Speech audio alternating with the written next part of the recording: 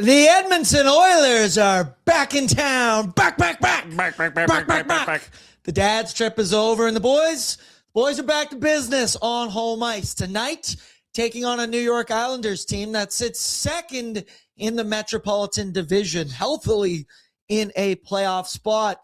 It's a battle of two former first overall picks, two former Erie Otters, Connor McDavid against Matthew Schaefer.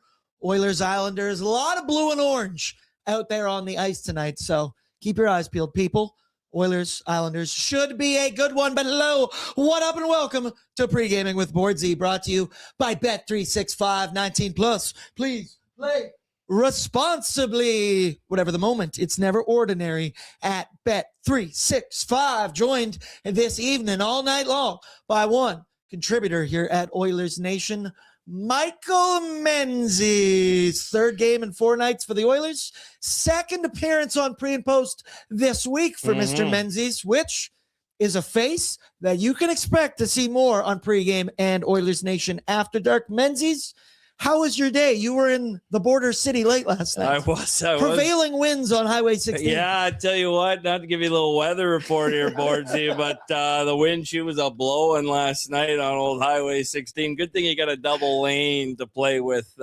Had a little stop at the Innisfree gas station. Shout out Innisfree. Shout out to a gas station that's open roughly 11:30. Shout out to fuel. Shout out to fossil fuels. That gas station is terrifying. I remember my first time going up there. I went in there and there was just a long, like about 2-foot strand of hair that you had to walk through to walk into that place. Oh, well, it's a stairway to heaven to drive up it. That's for sure. And never mind the winds. But we got her home at about 1:30 last night after a disappointing Pontiac performance. But nevertheless, we're hoping it's not a disappointing Oiler performance back at home tonight, because it's yet another weird one-game homestand here for the Edmonton Oilers. 5 games out of 7 days this week. Travel before every single one of them. They're going to be touching multiple time zones. Where did I read that? Oh, that's right. In today's pre-scout report article written by the one, the only Michael Menzies. Written in a Tim Hortons in Lloydminster before the game. So the game was even delayed an extra half hour. How Canadian is this story? And I'm going to throw, I won't say the bus company's name. Yeah. The initials are GA. However, they got stuck in Bonnyville in the Tim Hortons parking lot, causing a delay of a half hour to puck drop. That's junior hockey. Yeah, that is so. That's junior hockey, baby. So we cooked up a quick pre-scout because the mail never stopped. Which also Alberta junior hockey game that was played in Saskatchewan. Yeah, that's right. 8:30 local puck drop in Sask last night. Oh yes, sir. It was 1-0 late into the second period. What a time to be alive. That's right. Now, my 2 favorite teams are the Bobcats and the Pontiacs. But I think I go Bobcats over Pontiacs. Mine's Bobcats crew.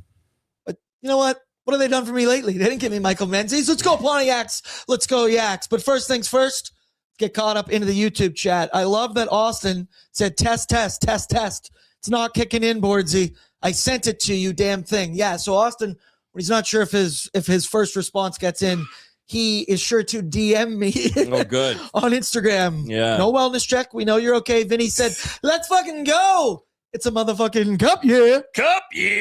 Getting better and better, Vinny. I'm calling it. We're getting an Iceman goal tonight. And then Lance, he said, could really use a Matthias Janmark goal. Bad. Wait, Iceman, you mean the best looking guy here? Yeah. Yeah, he is. He's staying in the lineup. Why do you need a Janmark goal bad? You owe your bookie like something that could only be paid off with the odds that a Janmark goal would I will provide. say there's not many goals that hit like a Matthias Janmark goal. There was the Connor Brown first goal all the way up there. And I'd pretty much say anything with a Matthias Janmark stick and goaltender in the net combination, that's when you know that you have seen something that Haley's special. comment? What's going on? Buy a lottery ticket. Trey's in. Let's fucking go, boys. Joe, the classic post-roadie solo home game. LOL. Yes, the classic. A lot of games in Edmonton in January. This one feels like a bit of a one-off, as you just mentioned. Fighting Amish. Hey, ho, let's go. Hey, ho, let's go. Hey, Oh, Canada, go. Cup, yeah. Cup, yeah. Yeah, I was getting into the Ramones there a little bit. I know, that's what I was kind of feeling.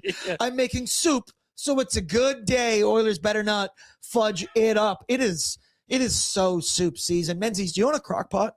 I don't own a crock pot. I'm sorely missing out. I got a crock pot 2 Christmases ago. Once again, when you become older like me at the age of 30 here, cast iron skillet, unbelievable gift. Air fryer, unbelievable. Crock pot, unbelievable. It's soup season. I've already made a cream of potato. I've made a tortilla. Should try to make borscht. Yeah, it's too crazy. I got one for Christmas this year. I cannot wait to use it. But I mean, every time I try to fry anything in the house right now, it takes everything out. So Brett's have to wait. Brett's dealing with the some Americans love putting these crockpot liners in their crockpot. Have you seen? They put because the great missing ingredient in a meal is microplastic. Whenever you can add more of those in there, just get a load of that. So no, I'm sorely missing out. I don't have many. I don't have much room for appliances at my place. The microwave and coffee pot takes most of the counter space. Unplug one to plug the other one in. It's a real, I've contemplated a toaster, but where does one put the toaster in my place? Bathtub. Yeah. That's for after dark. That's my time that goes, ladies and gentlemen. Just kidding. Just kidding. Also, I like from Dre, he said, holy shit, the stream works. Yeah, today, Oilers Nation every day. Some technical difficulties. Really? We uploaded yesterday. I stayed late, had a meeting with our Toronto boss, uploaded about like 15 new certain items into our streaming service that we use. Don't know if I uploaded a disease into the computer because all of a sudden nothing would work. And all that Google recommended was entirely delete the program and reinstall it, which a little nervous for tomorrow's Oilers Nation. You guys, but Brett, producing, bang up job. Hey, your computers have never got computer malaria before? That file folder called Trojan Horse? Don't click on that one. It's a dangerous one. I thought that was something different. Yeah. I thought horse racing. That's a nice addition here. It smells like rubber. Man, we all killed our own. Like, remember PCs back in the day and like LimeWire? I went through like 3 family computers and was like, Dad, I don't know. I don't know what it could be. I don't know why our front screen now is. Anyway, here's Mr. Brightside by the Killers. Baker is in. He said chicken burger night, loading up the air fryer. Justine said men's, the most Canadian sounding guest ever. You are Canadian, correct? Sometimes I do give it a little extra. I do give it a little. Now, we're going to get to the point one day I'm going to make Menzies give his Count Trumpula impression that you did at the Christmas party. Trumpula, yeah, exactly. It's a little sneak peek into what you're going to get. Holy shit, boards. Hone it in. 9 minutes in. First things first, Nation Vacation coming up March 2026. Coming up right around the corner. I believe we had a couple spots fill up over the weekend. And now Nation Vacation, hey, you know it, nationgear.ca. You can save your spot today with just a 20% deposit. We're running back the same trip as last year at Stadium Circus Swim. We're going to be doing live shows, I believe. So we got a watch party. Poolside. We're going to be poolside for sure, doing Oilers Nation every day. I'm pretty sure for the pre and post game show that we're doing not the Vegas game. We're doing inside the casino floor. That's going to be sick. Nothing like printing out the actual ticket and having it. And then literally, I make the joke all the time for Bet365. I'll meet you at the cashier. Yeah. There's nothing like meeting 20, 30 other Oilers fans and being like, so you're a genius too, hey? What are you so smart about? Very excited for that. No way. Yeah, that's the shame sick. of taking your Yanmark anytime goal actually to the window with the big shades and the hat. The teller just goes, can you wait here for a second? He knew something. Yeah. He's working with Yanmark. Either way, going to be an unbelievable time at the end of March 2026. Now, I don't want to talk about it. We've done it a lot, but I do want to get Michael Menzies' opinion on it. It was not your ordinary Oilers-Predators game on Tuesday night as Nashville came ready to play. They dropped the mitts literally off the opening faceoff, and they were not going to be pushed around. It was a good performance from them. They were hungry. They end up getting the dub. Yes. Happy that Edmonton still managed to grab a point in the back-to-back scenario, but that OT sequence will not be forgotten all season long as people have yet to stop debating it. We posted the clip from Oilersnation After Dark online. Oh, that thing banged. And there you see it on your screen. Tristan Jarry coming out of his crease to play the puck. I thoroughly, in the moment, had no problem with this. But then, of course, we have all of our armchair coaches, armchair goalies, and everything, which, hey, it's fair to give off your opinion. I love it. That's why that clip banged so hard the other day. But Michael Menzies, I'm curious, where did you come out on this one? What was your maybe reaction in the moment and then in the morning? Let me ask. My initial reaction was, yes, no, no, because the way the camera's panning, you're thinking, oh, Jarry's got to come out to play it. But then as the camera reveals more detail, you're like, no, come back. What I think is interesting is if Jarry isn't coming off of the lower body injury, does he's decisive in that decision and actually attack the puck, get there? Because this is rarely do we talk about a goalie's speed being impacted by injury. This may have been one of the only occasions where that's possible. I'm not going to crucify him for coming out. He's trying to play. He's trying to play the puck. He was a step behind. I really wouldn't have been mad if he stayed in the net. That's where goalies it was either going to be a are. clear-cut breakaway, in my opinion, or coming there. Yes, there was a little bit of 50-50 puck. and there was a little bit of hesitation in there, which where I get it, but I just have such a hard time in being like, I knew what the correct decision was in the moment. There is a human factor to this as well. And hey, Jarry in the third period was actually pretty good. More than just the last play in overtime, let me ask you, what'd you think of his performance in that game as a whole, which I guess does include the mistake or whatever you want to say that play was in overtime? Because I thought thoroughly to start, Jarry looked like a guy that had missed just basically a month of NHL action. He was shaky. 15 seconds into the game, there was a puck just sitting on the goal line that luckily the Oilers were able to clear, let in some pucks, Stamkos snipes, short side, whatever. But I do think as the game went along, especially in the third period, he saved his best for last and started to get more comfortable as the game went along. It's obviously only one since he's returned from injury, but I was in the so-so performance. I thought he was okay. I thought he was okay. I thought much like the team, they were either okay or not very good. I thought he got better as the game went along, which makes a ton of sense. I don't think the Oilers helped him out in getting his feet wet again on his first game back. So I didn't necessarily expect him to be that great coming off of an injury, So I'm not going to, my frustration with overtime is seeing, the Oilers really never punt on a play. And McDavid and Draisaitl, skate around, but then they don't go off to change. And it's not the first time this year that it's cost them. Obviously, the Oilers are something like 500 in overtime. Obviously, the reasons why they win are typically because there's a McDavid or Draisaitl goal. Understood. Jack Roslovic has 2 overtime winners. That's true. So other players can't play in the overtime. I just thought in that situation, they kept trying to break the triangle there in the zone. It wasn't working. If it's a long change over time, back up, change, and then go and attack. They were exhausted at that point. That's where I think they really more so lost. I think it was so easy for everyone overtime to just scapegoat the shit out of Tristan Jarry after that. Like this from Dave, who's normally much more emotional. The whole team was just okay. That's why they only got 1 point. When the Oilers are as a team are good, they win.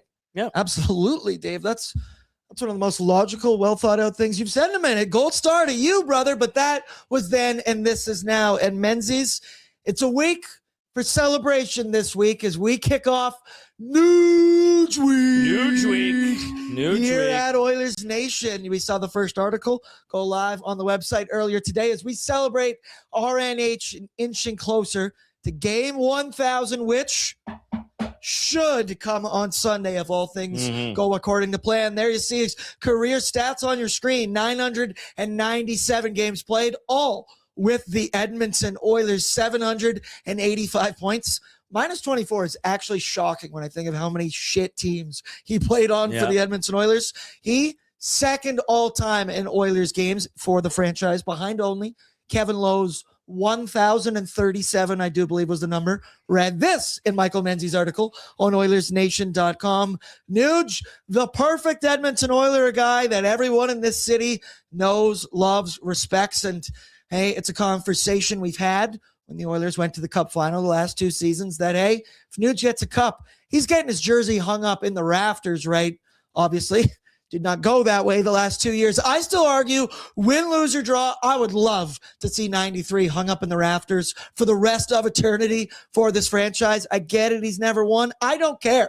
He's been a part of my Oilers fandom for as long as I can remember. And Menzies, tell the people what they can expect for Nuge Week. Yeah, Nuge Week. It's something here with the editorial staff that we big-brained and came up with. So, yeah, we're really excited for it. I mean, you're going to hear a lot of different perspectives on people's, favorite memories of Nuge over the years, the important numbers, the important milestones, maybe some more one-on-one stuff, and obviously more game-to-game.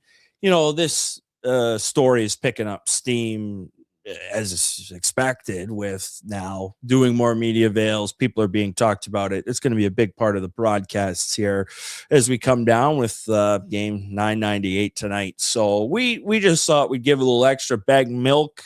Yeah. I'm sure he's going to have his own thing about Nuge that's going to be, loving. He's having his own personal Nuge week. He's been having his own Nuge life. Yeah, pretty much. So it's going to be exciting. I think if you like some Ryan Nugent-Hopkins content, there's going to be lots here over the next several days to go. And we kind of kicked it off today. It's crazy just how much of a staple he's been in this city when you think about it. Like coming in 2011, drafted alongside Oscar Klefbom and come in as a kid, this baby-faced assassin killer.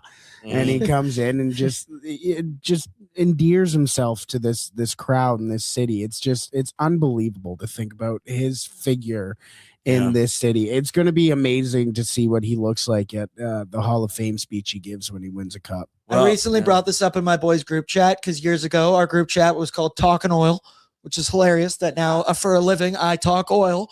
But it was back. We were reminding ourselves of back in the day. Remember them drilling oil? Yes. Yeah. They just start talking rigs in there. Basically, well, I go, what do you guys think of the new broadcast feature? Excelsior. Yeah. But basically, I'm on Northeast Pad 42-W- but they were discussing, we were talking about, remember like back so many years ago when Ebbs was still on the squad and, every group chat around the city was, who are we trading? Is Ryan Nugent-Hopkins going to maybe be an expendable player on the Edmonton Oilers because of the center position that he occupied? And I was kind of going back to my thoughts of going, if I would have told myself at that point that Nuge would be a lifer for possibly 1,000 games, I don't know if I would have believed that, but what he's done in the last bit here, the chemistry he's now built with Connor McDavid, Zachary Martin, Hyman, and basically everybody on the Edmonton Oilers squad, which brings me, Ryan Nugent-Hopkins spoke to the media earlier today. They're back in Edmonton. The media swarmed on Nuge, trying to get their story.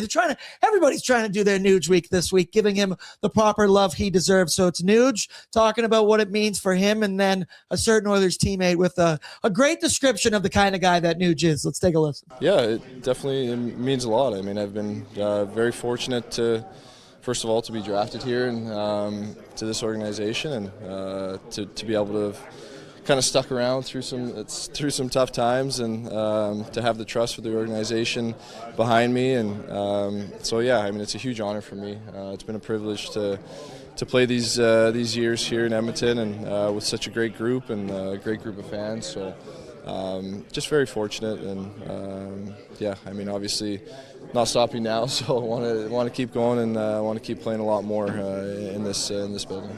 Yeah, it's. I mean, it's special anytime you see someone, reach a feat or milestone like that. It's a tough league to play, and it's even tougher league to stay in. And he's not just done that, but excelled in this league. And obviously everyone will be really proud of him, and it's a lot of fun to watch him as he continues to grow. He's one of those teammates you can always rely on if you need help moving a couch or something in your house. These guys that come over and help. If he's need a ride to the airport, he'll be the Uber. He's someone you can rely on at all times. And two things: everybody loves the guy that will always pick them up. The second thing, Nuge, I'm in the market for a new couch, so I might need some help dragging mine out of my living room. And clearly you are down for the cause, but that's just beautiful. I love Lance said, is that guy 17? He looks like a child. You're telling me this child played 1,000 games in the NHL? 32 years old. Just nuts. 1993. The evolution of the Nuge pirate stash goatee thing that's probably been the biggest change we've seen in Nugent's entire tenure. Do you remember where you were in 2011 when the Oilers drafted Ryan Nugent-Hopkins? Is that my no, house, I think, watching the draft. Yeah, watching the draft. I would have been in grade 10. I was watching the draft with I was watching the draft with a friend of mine right before our ball hockey game. The Oilers. I wanted Nuge really bad. I made it a Facebook page on Facebook when I think in 8th grade, 9th grade, wanted the Oilers to pick him. And then the Oilers got the 19th pick and we had to go to ball hockey. I'm like, wait, Mom, wait, we have to wait to see who the Oilers pick. And they got Clefbaum too, who I was pumped about too. Good times, good times. Vinny's in and said, I am 17 and I look older than Nuge. Also, shout out Lance Kane. I got a truck if you need, Bordzy. Yeah, there you go. Lance Kane, much like Ryan Nugent-Hopkins. He's also, Lance, you're a career Oilers Nation guy in the chat. We'll hang Lance up in the rafters here at Oilers Nation one day, but Menzies. Hopefully just his number. Holy shit.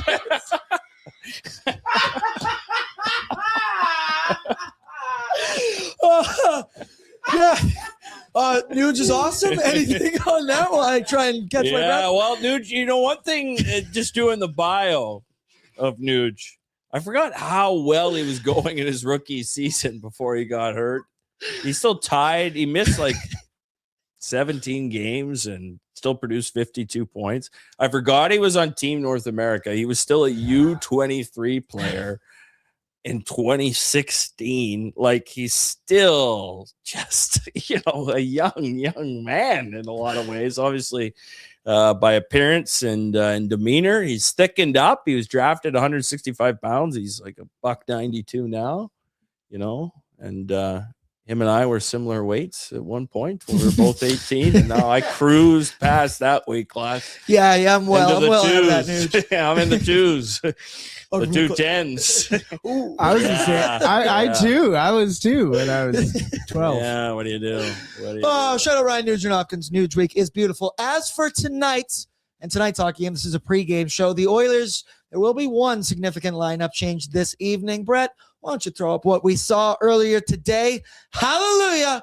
Andrew Mangiapane is back in the press box once again, and Curtis freaking laser beams Lazar gets back into the lineup. You didn't like Mangiapane's game? No, I did not. You didn't like it? No, the floating around in the defensive zone, being like allergic to making a play on the puck. The penalty one in the third period where it was a weird play, but you can't just rip a stick out of a man's hand. What? And then just drop it on the ice right there. That was a frustrating performance from Andrew Mangiapane, and we've discussed it a lot. I get it. I understand dad's trip. You need to go in for one game. I'm totally in favor of that. It makes sense. But the fact that Curtis Lazar came out of the lineup in favor of Andrew Mangiapane, and then you're moving things around in a spot. You shift Trent Frederick over to play 4C, a spot that, sure, he can play serviceably enough, but lately, that fourth line that you see on your screen right now, of Matthias Janmark, Curtis Lazar, and Trent Frederick, they had been awesome in the last couple of hockey games. Yeah. They'd even gotten on the score sheet, energy shifts, drawing penalties, all kinds of things, and here we were finally seeing some resemblance of energy shifts of positivity in the bottom six, but Nobby breaks it up. Clearly, he has come back to his senses tonight, and this forward group alignment, pretty much this entire lineup for the Edmonton Oilers. Maybe we'll debate the goaltenders a little bit later on. This is what I like to see from head coach Chris Knobloch. Happy to see Curtis freaking laser beams back in the lineup, but Menzies, on Tuesday's game for pregaming, when the news came down, me and Liam, because it was second half of back-to-back, we didn't know until the 30-minute mark. I'd like to say I was shocked. I was just pissed. Yeah, not to go back on Trent Frederick. The first article I wrote for Oilers Nation was about Trent Frederick and trying to basically argue against myself of why maybe it could work. And I listened to what he said in the press conference and said, yeah, I can play center. Yeah, No. We can't put him on the wing. Just let him be a winger. Okay, it's been hard enough. And in the last couple of games, when he's been doing that, good things have happened. I can't believe this Oilers record with Lazar in the lineup just become a popular stat here in the last 24 hours. I think Reed Wilkins was the first to suss it out. But Oilers record with Lazar in the lineup, 15-7-2. They're 8-9-6 without Lazar in the lineup. He's a player that he can only really go there, which is good. That's a slot they need filled. That's a slot that he plays well. He's used to playing 8 minutes. Mm-hmm. He can fulfill that. He's used to not getting ozone starts. He's used to doing that type of work. So, I think this fourth line has the makings of a legit line that maybe won't get worked over all the time. And that's just what they need. Fuck the scoring at times. Like, can you just not get your shit pushed in? And then I always mention energy ice? Shifts. Give me momentum. Yes. Lay the body. If that fourth line has 40 seconds in the ozone where they're just cycling and they don't even get a shot off, I will take you that. Won the shift. That is good for the Edmonton Oilers and let you live to see another day. And the other fact, I think it's just a coincidence with those Curtis Lazar numbers. Or are they? Because I don't think you're winning and losing games by the guy playing 4C, but maybe he's a guy that you cut it right at the good part. But it shows where where the rest of the lineup is slotted by having Lazar in that position. I also wonder if there's just a matter of and it's a thing when you see a guy like Curtis Lazar, not the most skilled, not the biggest guy, but he's constantly in every single battle. He's laying the body. He's getting into a dirty area. I like to think that other players on the roster go, fuck, man, I should start doing stuff like that. And maybe when I'm in the lineup, the Oilers will be 15-8 and whatever the hell they are. As for tonight, the Oilers taking on the New York Islanders down at Rogers Place. And what a season it has been for these New York Islanders. I don't think anyone expected them to make this push this fast. Last year, obviously, they win the draft lottery. They were not the worst team in the entire NHL. They get Matthew Schaefer, and then bang, this kid has been a revelation for the squad. And obviously, it is not all him, but there you get a look at some of his numbers this season. 30 points, 46 games, averaging just under 24 minutes of ice time a night. He has been unbelievable. A season so good for him, he had himself on the bubble for Team Canada's roster at the Olympics in Milan. As an 18-year-old, this is unbelievable stuff we have seen from him. And obviously, he's the sexy name on this Islanders roster, but they have some good players. Obviously, Bo Horvat, he did make Team Canada. He will not be playing tonight. He's been banged up recently, was hurt before the break, and he came back around New Year's, got banged up again. He's going to be out, expected to be back before the Olympics, so who knows? We can still debate, obviously, Zach Hyman and if he could be an injury replacement. He has unbelievable numbers this year. Matt Barzal, he has solid numbers as well. Chris Knobloch, he was speaking to the media earlier this morning, talking about the style of play that the New York Islanders play and who their game runs through. Bert, let's take a listen to Nabi. Yeah, with, I think Schaefer and even Barzal, they're two very dynamic players who like to get involved in the play. They're very dangerous off the rush and kind of freelance. Like they're not, if they see some ice available, they're tremendous skaters. They take advantage of it. And the Islanders are a good team off the rush. They score a lot off the rush. So that's something, a lot of it's driven by those two players. But with Schaefer, being a young defenseman, playing in the league, it's tough playing in the league as a defenseman anytime. And, for a rookie to be playing as many minutes and the competition he's playing against is, it's quite impressive. Quite impressive, almost as impressive as the turnaround in Chris Knobloch's voice from what we heard earlier on this week. Our boy getting a little bit healthier. Hopefully he had a good sleep. He's hitting those ums and wells a little like we. Oh, well. Nobby's interviews sometimes. Those exhales seem a little clear, the pathways. If you could cut out the pauses and the ums and the I'm thinking about what I'm about to say right now, that could have been 10 seconds. Yeah, but it would have ended up like, I think that the New York Islander. Would have been like ordering at Stan Mikita's Donuts. Hey! Yeah, I'll get the and the large.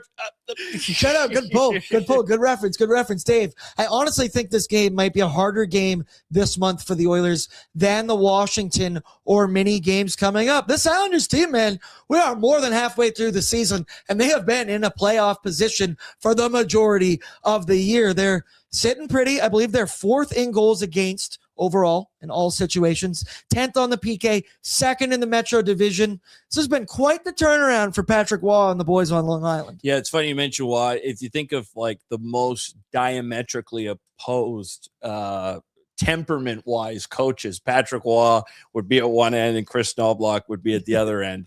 But the Islanders have been going, and it's not, your older brothers Islanders where it can be a struggle. They have some pieces. There's a little bit of excitement into this game. Yeah. There's some names. There's some flash. Like, get familiar. Emil Heineman. He's playing well, and he was just an add-in piece to the Dobson trade. He's been scoring goals. Simon Holmstrom took him forever to develop. Well, he's developing. He's producing. That they've got some other pieces to their lineup, and their D and structure play well. They still have the structure. They're obviously going to play with a ton of that, but this is not a trap for the Oilers. This is a tricky game. This is a game where, strength on strength. The Oilers are going to have to play well in order to win. And although the Islanders are on this 7-game road trip, there are no back-to-backs. They're really scheduling-wise not being put in any tough spot, which is strange on a 7-game road trip. The Oilers remember theirs and think, geez, we were in back-to-backs and had to cram in all these games. The Islanders have been good against the Western Conference this year. They're good on the road. And I think now, as I was alluding to, I thought for years they had one of the worst, if not the worst, face of the franchise in Matt Barzal, and now they have a number 1 overall pick who is threatening to become one of just add his name to just 3 others who've scored 20 goals as a rookie defenseman. Matthew Schaefer, I get it. He's very young, and you don't want to give a guy too much too fast. The way they're covering him this season, he's becoming a face of the entire NHL. But I love that question you just kind of brought up. We were talking about a pregame. I want to open this to the chat. I want to check some of these answers throughout the show. Who is the worst face of the franchise in the NHL? We were going through all 32 teams in the league. Vancouver Canucks was a strong answer from Brett Holden back there. So that'd be EP40. Sure. Right, and that sucks. Fucking pick one. I don't care. Also, if we're talking like worst faces in the league, I'm going Logan Stanley. Ugly faces once again. Future Oiler. But the premise of the question is this is their best player, the franchise's best player, or the one who's been there the longest, that type of thing. Whoever people would immediately assign to that team is like face the franchise. Right? Jack Eichel's pretty ugly too. Same with Mark Stone. I also, as a name I mentioned, I was trying to think of who is the face of the Philadelphia Flyers. I guess Trevor Zegras now. Yeah, you thought maybe Matvei Michkov. So that could also be up over a clubhouse leader. Probably Michkov. That's a shitty face of the franchise. He almost dropped the gloves last night. He wanted to. Frustration setting in. Krebs. Let's go. People are saying like we saw Krebs getting this grab this year. Like Matthew Tkachuk. I would argue Barkov's face of the franchise. Also, both of those pretty good faces of the franchise, Tev. Yeah, like. I don't mean ugly. I mean like actual. It is a bit of Brett a nuance. Took it ugly wise. Yeah, I'm sorry, I was making a joke. I want to know who's the ugliest player in the NHL. I would have just asked. Austin Matthews, hairline. I think Seattle's got a case here. McCann is a nice player. We talked about he's it. a nice player. And I said, was that McCann? Is it Beniers? Is it Eberle? And right there might have been the answer that you don't even know who the face of the franchise is. Right, yeah. That answered my own question. Yeah. Lance says Utah has a lot of good. Clayton Keller, Logan Cooley, which one? Mikhail Sergachev. Probably Clayton Keller's the face of their franchise, I would say. Hey, that's Lance picking up what you're laying down. They're in a face transplant mode where soon I'm going to take his face features, off. Face off. That's Great right. movie. Shout out Nick Cage. Okay, Roadhouse. quickly, Right. need to know info brought to you by Wilhauk Beef Jerky.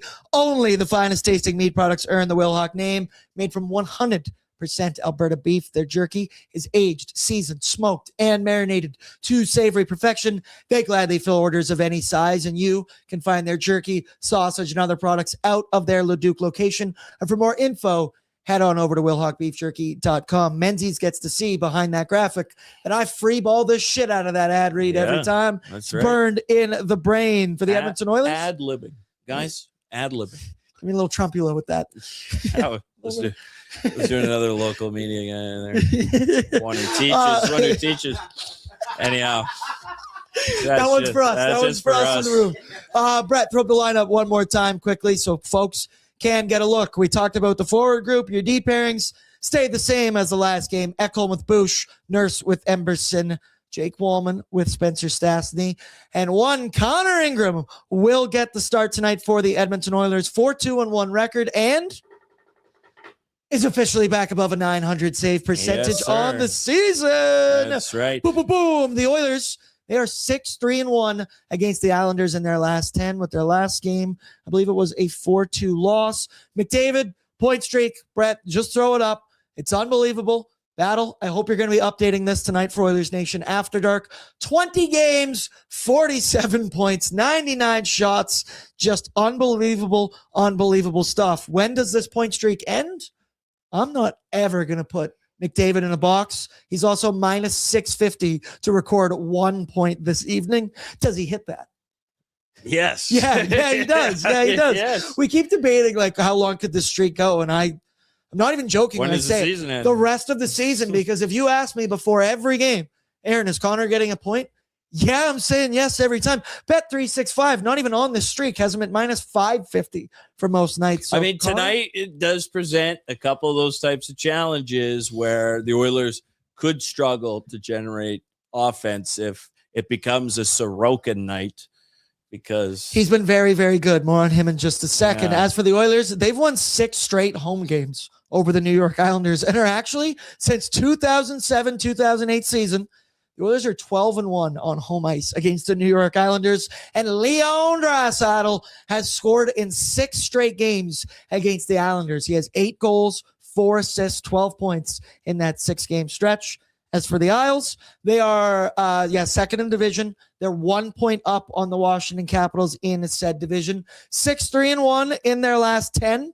3-1-1 in their last 5. You mentioned the 7-game Western road swing that they are in. This is currently game number 4. They lost 2-1 in a shootout to Nashville. They then beat the Minnesota Wild by a score of 4-3. So you cannot take them lightly.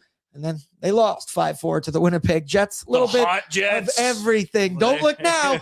Jets are taking off. That's right. The Islanders, couple key injuries. Bo Horvat, he obviously remains out tonight. He did not travel with the team on this road trip, so don't expect to see him. But hopefully, according to Coach Patrick Waugh, he should be back before the Olympic break. So that means maybe he'll be healthy. Or maybe, hopefully, not. More on that in just 1 second, Menzies. You're reading my mind. Hopefully Kyle not. Palmieri, who was allowed to grow a beard this season. Once again, maybe that is part of the Islanders' turnaround and why they're not your father's Islanders. They're not Lou's Islanders anymore. They can now grow beards. Well, they would be your father's Islanders because if their father's Islanders won 4 straight cups. True enough.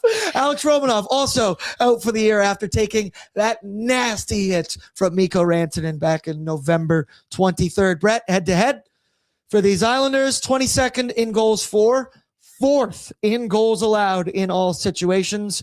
However, dead last on the power play, Yes. 32nd in the NHL, but top 10th in the NHL on the penalty kill. Barzal leads the team in points. Matthew Schaefer, he's 3rd in rookie scoring. And then finally, sucks. Ilya Sorokin is starting tonight for the Islanders.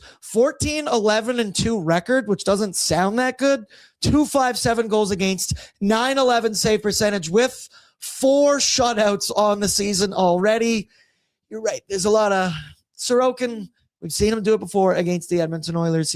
Oilers going to need to have their A game going. I believe Sorokin had a 50 save shutout once before against the Oilers. Sorokin's had some good nights. If memory serves, he's had some good nights, typically in Long Island against the Oilers. I remember one time the Oilers outshot the Islanders like 19-1 in the third period, and New York held on to win a stupid game. Like, it's been a couple of those over the years. I stand corrected. He made his career high 49 saves in a 3-0 win over the Oilers in 2022. So I'm not looking for that. It also happened on the road. Shit. All right, let's go quickly. Oodle Noodle home team lineup brought to you by Oods of Nudes. Download the app today, available at the Google Play Store or the App Store. And once you do that, any premium box, any regular box, they got the $2 deal. 2 green onion cakes, 5 spring rolls, or 6 deep fried wontons added to your meal for the low, low, low price of a toonie. 2 loonies, 8 quarters. I'll draw the line there. Don't give nickels and dimes. Don't nickel and dime a noodle. Brett, not after the noodle war that you were trying to start the other night. Not the time to nickel and dime. Fuck walk box. That's how I end that with there. Brett, one more time. Anyone joining late? We've already gone through some of the lineup, but this is my ideal look for the Edmonton Oilers. It's reuniting. Sorry, Isaac Howard, Jack Roslovic, and Matt Savoy, Uncle Jack, and the kids. Excited to see them get a little bit more of a look. Ike Howard, obviously, he's not, in my opinion, a fourth-line guy. I did not like him in that spot in the Oilers' last game. The thing for him is he needs to be able to maybe decide to not go 1-on-4 a couple times, hone in on the defensive assignments for one Ike Howard, because we've seen it from Chris Knobloch. He is not scared to sit him down on the bench and say, kid, you need to learn a lesson or two. But Menzies, we just talked about it there with Bo Horvat and his injury as we near Team Canada. I have a comment first in this lineup. Yes, please. It's a pretty good lineup. I'd like to see 25 on the third pair. And as I look at these numbers here, I don't think Nurse or third pair will happen, but I'd like to see his minutes shade that way. I think there will be a time where Howard will be in Nuge's spot. Nuge will shift to third line center, and they'll decide to put either Roslovic on the third line left wing or flip whichever wingers they want, Savoy. And Roslovic, if this continues the way it goes, where the third line doesn't provide, I think we are nearing that point. In fact, if the point streak ends, it gives Knobloch the perfect excuse to try it, which he just might do. You think so? We might be nearing a top 6 shakeup, is what you're kind of saying there. Well, I would keep the Draisaitl line together. I see no need, but at some point, the third line center problem, I think. So you want to move Howard up, to be solved. Move Nuge down to that 3C, and then Roslovic over to the wing. Yeah. Which once again, I could see. I just think we're nearing that point. Definitely, I can pick up what you're laying down with that. In that sense, you're getting 3 more spread out offensive waves of attack, and that, I mean, theoretically, you're looking at 97, 29, 93 down the middle does sound sexy, but for this moment, the way I've been looking at the top line, even though I think Nuge's 5v5 production has severely dwindled down recently, only 5 points in his last 16 games at 5v5 for the Nuge. I also thought the last game for the Oilers against the Predators, Nuge had plenty of opportunity, and early on in the game, he was just missing the net by a mile and maybe shooting the goaltender in the chest. And then as the game kind of went along, he was then hesitating. Remember, there was like the 2-on-1 coming down for the Oilers in advantage for them, 2-on-1. And Nuge had such a clear shot lined up, decides to pass it over to Connor McDavid. I could maybe pick up what you're laying down a little bit. The one guy that I'm never taking off Connor McDavid's wing is one Zachary Martin Hyman. And the discussion, it's been heating up a little bit lately. So obviously, Braden Point's injury, could it open up the door for Zach Hyman on Team Canada at the upcoming Olympics in Italy? After a slow start to the year for Braden Point, right, he really started to get back into his Olympian form that I will say, much like a guy who was one of the first 6 guys named to one Team Canada. But since we've seen him go down with that undisclosed injury, which I think is fair enough to say, is a knee injury. And even before that, Zachary Martin Hyman has been tearing it up for the Edmonton Oilers. There you see a look at his stats on the season as a whole, 16 goals, 28 games. But in his last 14, he has 17 goals, I do believe. It's been an unbelievable run for him. And he's just playing physical. He's cleaning up in the dirty areas, and he's looking like a guy that deserves Olympic recognition. Obviously, there are several names that are on that injury replacement list. I believe we've seen 6 of them released by TSN where they did not mention Zachary Harmon. But we as Oilers fans, we know all the reasons why I think Zach Hyman should be on this team. And in a short tournament where you maybe need to find chemistry in a bunch. Yeah, Zach Hyman works with Connor McDavid. We all know that, and we expect that in a short tournament. I argue that Zach Hyman's style of play, especially right now, that works anywhere in your lineup, top 6, bottom 6. He can take whatever role you want, play physical, and he just finds a way to get results. And right now, the dude cannot stop scoring goals. His shot prop has been hitting left, right, and center on Bet365. Menzies, it's a fun game to play. It's a fun debate to play. There's obviously several names that are candidates to be injury replacements. And that's even only if Braden Point can't play, if Bo Horvat can't play. But ZMH, he's picking up consideration steam, in my opinion. Yeah, it's all. I'd be curious if they're forced to pick like what their depth chart is. If they're going to pick what they think was the next best player off, or are they going to try to fulfill what they were looking? If it's, I think they may go in different directions if it was Point versus Horvat out. Mm-hmm. Right? If it was Point out, does that open the door for Hyman or Bedard? Yeah, I would think Bedard. If it's Horvat, are they going in a Bennett-ish direction? Yeah. So it's all really, try to get in the head of Doug Armstrong and the brass. Don't try. Just look at the Blues Puckpedia. Not good. With that said, I just think Hyman is just going to be bested in a couple of these different areas. He provides a package. It makes total sense to have him. We know how he plays with McDavid. Yeah. I think it makes total sense. There's no wrong choice. There's no wrong choice. I just don't think it gets there. Imagine him and McDavid in the small ice, though.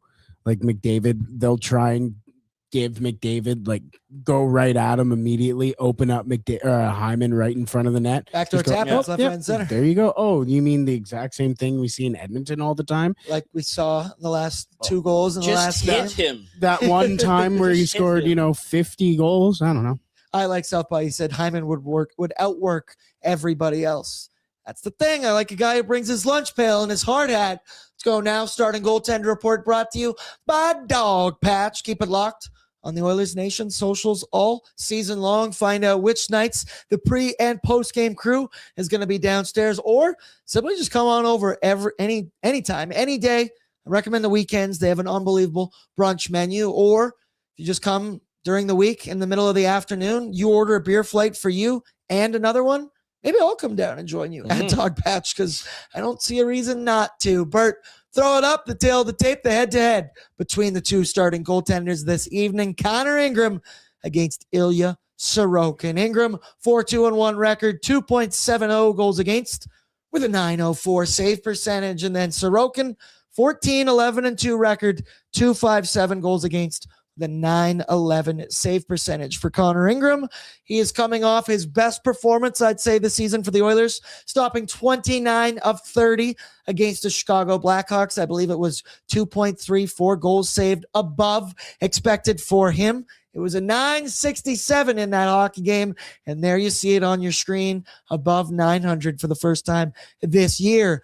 In fact, 7 of his appearances he's actually had, or 6 of his 7 appearances, he's been above .900. It's just that one stinker that he had out there. And then on the other side, Ilya Sorokin quietly in the conversation for the Vezina Trophy once again. And for these Islanders, Sorokin's been unreal, has a .911. David Rittich has a .910 save percentage. Yeah. And the split in games started is only 27-19 in favor of one Ilya Sorokin. So I think this is a concerted effort from one Patrick Waugh to keep his number 1 guy fresh. And the way things are going, the Islanders might be playing playoff hockey later on this season. If Russia was allowed in, Sorokin would be pushing Vasilevsky right now. Man, what a trio that they have for 3 goaltenders. That's due to injury. Embarrassment right now. of riches. Yeah, are they not doing like a Olympic Russian Olympic whatever? athletes or whatever? No. And I think that also has to do Are they ever getting back in? Is with Russia ever getting their doping. Oh, you don't say. So not only is it bad geopolitically, but also within competition. So when are they taking the states out of this thing? I'm kidding. Skip. Next. 880 Chad. Somebody, maybe you know better than me. This is a genuine question.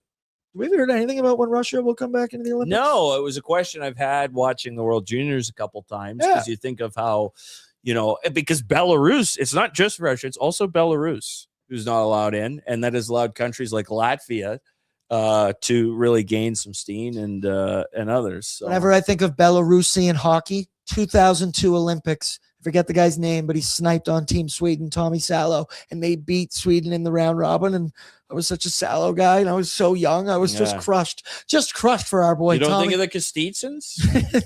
No, always. I don't. What a blast in the past, those guys! Holy shit! I I met forgot Sergey about and those Andre dudes. once. Wow. All right. SK74? You're not. Yes. Jeez. Okay. Away lineup brought to you by the Jasper Pond Hockey Tournament, coming up in just over a week. Not this weekend.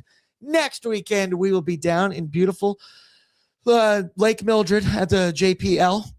I'm very excited for this one. Team Oilers Nation going to be playing. I believe we play 2 games on Friday, 2 games on Saturday, in which we may even live stream on maybe some of the Oilers Nation socials. Maybe just go Instagram live on there as well. I wanted to commentate the game, but now I'm playing in the game, so maybe I'm just gonna get maybe we'll get me, Ty, some of the boys. We'll get mic'd up so you can have some entertainment out on the ice. Well, for if this you one. can afford my game rate, I'll do it. Oh, Menzies, that would be unreal. We probably can't afford your game rate. We Yeah. probably can't afford your game rate. Yeah. We can pay you in With beers. bus drivers getting stuck at Tim Hortons these days, it's a little harder. It's going to be difficult. Going to be an awesome time out at the Jasper Pond Hockey Tournament. Bert, throw it up for me. Expected lineup tonight for the New York Islanders. Top line, Vanders Lee with Matt Barzal and Anthony Duclair. Second line, Jonathan Drouin with Callum Ritchie and Emil Heineman. Then it's Maxime Shabanov with JG Pajot and Simon Holmstrom. Kyle McLean with Casey Cizikas and Mark Gatcombe. Then your deep pairings. There you get a look at him. The youngster, the first overall pick, the former Erie Otter, Matthew Schaefer with Ryan Pollock and Adam Pellick, not Pollock, Pellick with Tony D'Angelo, Adam Boquist with Scott Mayfield. Brett, share the story of Scott Mayfield and what happened on the trade deadline years ago. Was it free agency? It was a couple years ago. I don't remember. Yeah, it was free agency. It was free agency. Yeah, it was my first free agency. I worked here at Oilers Nation, so I was doing a lot of the graphics on socials for DFO. This guy signs with this guy making those. Exactly. So my last one of the day is Scott Mayfield. Scott Mayfield signs with the Islanders, his extension. So I go, okay, Mayfield, put him in, post it, and I'm like, all right, guys, I'm on my way home. I head home and, I'm on my balcony, relieving myself. That's not Where else am I supposed to be? I'm on the 18th floor. Yeah. But, just out on the balcony having a good smoke and hanging out. And I look at the comments of all the posts that I made and I go, on Mayfield, and they're going, why did he switch sports? Oh, I'm like, why are they saying that? Take a look. I put Baker Mayfield, not Scott Mayfield. Made sense to me. NFL quarterback. For those who are not aware. But player to watch tonight for me, I'm going Mark Gatcombe. He is absolutely awesome. I think he's a little bit undersized for what he does. Physical guy, can hit. He led the league, or was in the top 5 of hits, I believe, last year as well. Now, listen, if he could go, Darvis, make me 6 feet tall, 6'9", I think he would be able to be an absolute monster. But really, hey? yeah. If a guy was 6'9", he'd be a monster. Jarvis. Shout out Travis. Shout out Travis. Obviously, look at the squad. I guess Menzies, go quick. Then we got to do the bankroll. Yeah. Player to watch? Player to watch. Heineman. Yep. You know, I think Heineman, again, he's not a household name yet. You should learn his name. He's been scoring some big goals for the Islanders team, second in goal scoring there. The other ones we're kind of familiar with. Well, just one more note about the Oilers lineup. This is probably the healthiest the Oilers have been in several months, probably since the West, middle of the West final against Dallas. Obviously, 8 of the next 9 of the next 11 roughly are at home, I believe. This is the time. I'm not saying they're going to win every game, but let's see the team performances get, to a higher floor, and then the ceilings will also improve. I have been banging that drum for the entirety of the season, just looking at January, all the games they play, all the home games, all the lesser opponents. But now you bring in that factor that they're finally starting to get healthy. Connor McDavid's rolling, Leon, Hyman. This is now. The time is now for the Edmonton Oilers to make some distance in those Pacific Division standings. Quickly, Bordzy's Bankroll, brought to you by Bet365, 19+. Please play responsibly. Whatever the moment, it's never ordinary at Bet365. What have you cooked up tonight? Only bet what you are willing to lose. You ask, you shall receive. Here we go. Connor Ingram to make over 22.5 saves, need 23 and above at -120. He has hit this in each of his last 5 games. And the lowest save total he's had was exactly 23. Also, the Islanders averaged 27.9 shots per game. Trying to do some math there in a way the Oilers can still win. The math checks out in Bordzy's brain, at least. The second option, Leon, 3+ shots on goal. I was a little bit worried going for points, goals. Ilya Sorokin is going to be in the crease, but I do not doubt Leon's ability to get his shot off. 3+ at -180. I also mentioned he has scored in 6 straight games against the New York Islanders, and he's hit this in 3 of his last 5 games, had 4 shots against the Predators. And then this last one, my experience of doing Bordzy's Bankroll, there's something about Darnell Nurse shot props where he gets in such a run of where he hits it for like a week or 2 straight and then completely vanishes off the face of the earth and forgets to shoot it. Most of the Darnell shots are him just skating in on his own, and he's deciding maybe I shouldn't dump the puck in, and he just throws it off his pad. But that will always cash on Bet365. That's at -155. He's hit that in 4 straight games. So this is what I'm talking about, where it starts to build for Darnell, not points wise. He had 5 shots against Nashville altogether, parlayed +370 at Bet365. I'm very worried about the middle one. I did break the middle curse on the last show we did, Brett. I'm trying to think which one screws you here. Think it out. I think Darnell's going to screw you tonight. Yeah, he's done it before from time to time. One. Brett, Menzies, you guys got any money on Bet365 this evening? No, I got nothing. Then answer me this. Riddle me this. I'm not in play tonight. Anytime goal scorer with your score prediction. And is it Ike Howard? Because I was hearing it a lot today at the office. I've been seeing it in the chat. Well, everyone's on Frederick. I'm out on that. Everyone's on Frederick. Well, what does Frederick pay for an anytime? Yeah, I'm going scrolling. +1,000. Okay. Well, that's a leg. That's juicy. That's a leg. Yeah. Mark is also +1,000. What about 2? Let me find it. Multi-goal scores. Don't even. Wait, where is he? We request Keep that scrolling. Plus 10,000 to score 2. 15,000 to score 3. Wow, that's a ladder. Let's ride responsibly with Trent Frederick. That's a ladder if I ever. Okay, score prediction anytime goal scorer, and then we'll head on out of here. All right, I'm going to ride Roslovic again. Didn't come to fruition. I'll take Roslovic. I think we get goals tonight. I think we get the version of the Islanders where they're going to score. The Oilers are going to respond. And because they've been in this, frequent travel spot, deliberation, 5-4 Oilers. Ooh. 5-4 Oilers. Does it go to extra time? No. Damn it. I just want to hear Brett yell Kevin Quinn again. Reg. Brett, what about you? 4-1 Oilers, Matthias Janmark goal. I'm going to go 3-1 for the Edmonton Oilers. I think we watch a boring hockey game tonight, even though there is some exciting players out there for the Islanders. I'm going to go 3-1. But they just played a boring game. So go back and no. Got to keep it interesting. Keep the people guessing. For my goal scorer, Zachary Martin Hyman. Stay hot, kid. Yeah. And we'll stay hot for Oilers Nation After Dark at the conclusion of the Edmonton Oilers hockey game tonight. Keep it locked here on the ON YouTube channel. Brett will make the event in just a minute. We will also have the voicemail line there as well. You see it pinned up at the top of this chat. Didn't get to it for pre-gaming. We're all about business here today. But tonight, I would be very curious to get some opinions from this hockey game. Shout out to Menzies, Brett, intern Tristan doing a bang-up job behind the scenes. Shout out to our sponsors, and I love you all in the chat. Throw down your courtesy like. It really helps the algorithm if you simply just hit that thumbs up below you. And then, hey, we'll see you in here for Oilers Nation After Dark. Beer. Where hopefully, let's get a beer. Let's have a couple cold beers. A couple beers. That'll do it for pregame, and we'll catch you in a couple hours, hopefully talking about an Oilers dub. Over and out. What's up, Nation citizens? If you enjoyed today's episode of Oilers Nation Every Day, make sure you hit the subscribe button here on our YouTube to not miss any of our content. We got you covered from interviews, insight, analysis, everything you need to stay up to date on everything around the team. Hit that subscribe button so you don't miss a video.